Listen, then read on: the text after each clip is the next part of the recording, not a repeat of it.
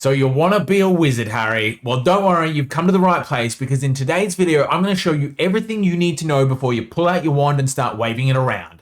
Let's check it out.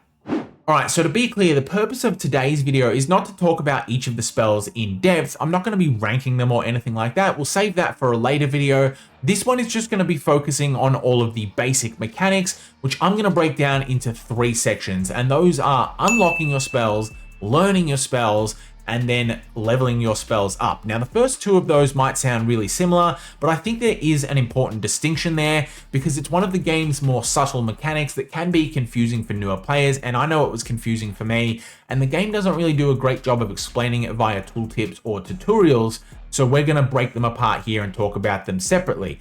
So whenever I say unlocking your spells, I simply mean having them available within your observatory. So for example, you can see that I've got Black Hole unlocked, but I do not have Armageddon unlocked. Now, unlocking your spells is going to be necessary for learning your spells, but it's not going to be sufficient. There are going to be other requirements that you need to meet to make those spells castable by your hero. But like I said, I will eventually be doing a tier list or something of that nature discussing each of the best spells once I've had a little more time to test them all out. So if that is something that you're interested in, remember to subscribe to the channel and keep your eye out for those notifications.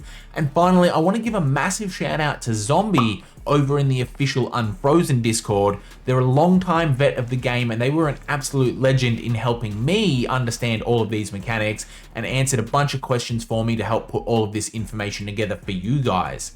Okay, so let's start with unlocking your spells, and for this there are going to be 2 main ways to go about it. First way is to simply build a mage guild, which is going to unlock 4 random spells in its respective tier. So at the base level, you're going to get 4 tier 1 spells. And then when you build a mage guild level 2, you're going to get 4 tier 2 spells and so on.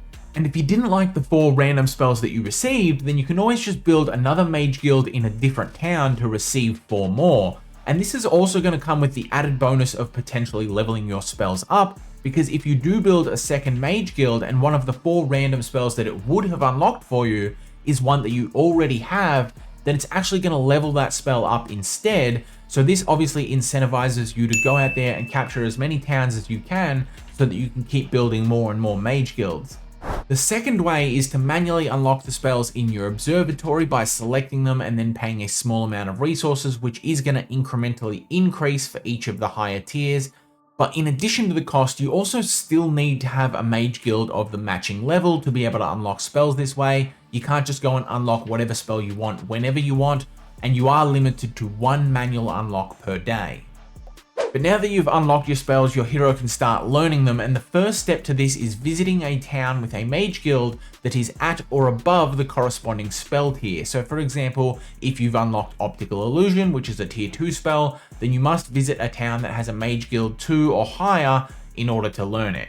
But here's where it starts to get a little more nuanced, because all heroes can learn any tier 1 or 2 spell that you've unlocked without any additional training. But if you do want to start learning tier 3, 4 or 5 spells, then your hero is going to need to start learning all of the requisite skills. So for example, if you want to learn the primal spells, then your hero will need the primal magic skill or the intelligence skill, but we're going to come back to that one in a moment.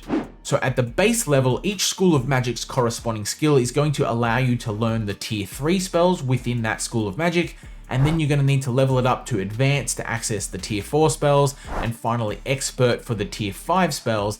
But you are still going to need to visit a town with a level 5 mage guild to finish learning them. The skill alone is not enough.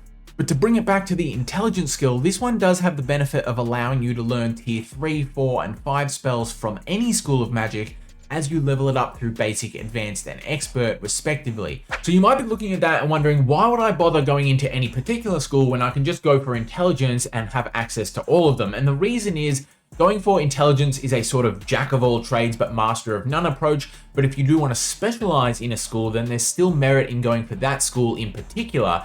And that's going to bring us on to our next topic, which is leveling up your spells.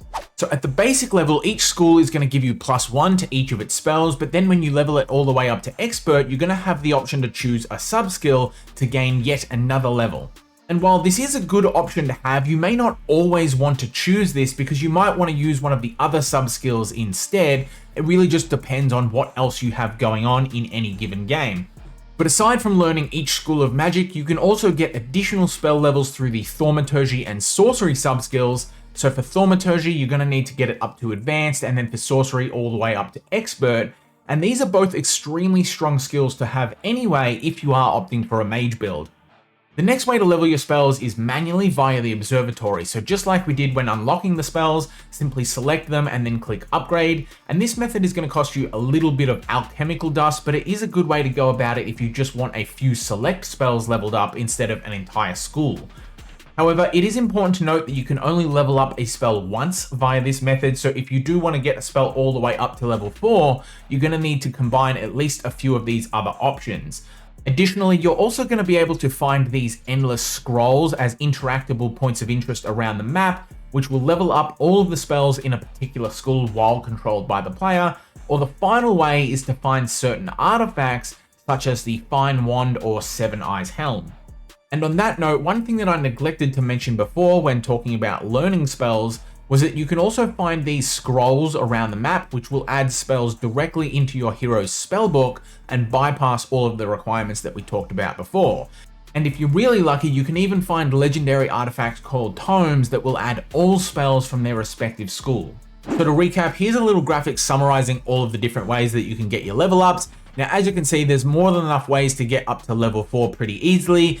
I don't really like to usually go for all of the sub skills within each school of magic. I prefer to get my level ups either via manually or the world scrolls if there are any near my starting bases, or just through Thaumaturgy and Sorcery, but you can choose whichever way is going to work for you. I think there is also some merit in leveling your spells up above level 4, just so that you can offset any negative effects from the enemy. So for example, enemies will sometimes choose the sub skills that reduce all of your spells levels by 1. So having a level 5 isn't going to necessarily be wasted if you do come across enemies with those abilities. Now, I haven't tested that one 100% yet, so take that with a grain of salt until we get multiplayer and it's a little easier to test and confirm. But if you do know whether or not it works for certain, let me know about it in the comments down below. But the last thing I want to talk about is the likelihood of your hero learning a particular school of magic whenever they level up, because as you can see from the relative weighting on the left, it does vary faction to faction. So for example, if you're a Schism player, you've got 4 times as much chance to learn Arcane compared to Primal. Now, as for the weight as a percentage of the total pool, that is the actual probability of seeing that skill whenever you level up, because you have to account for the fact that you might just see the other skills like economy, logistics, etc. instead of one of these schools of magic. So the total pool for each faction is 2,100, but it's a little bit less for Necropolis because they can't learn leadership.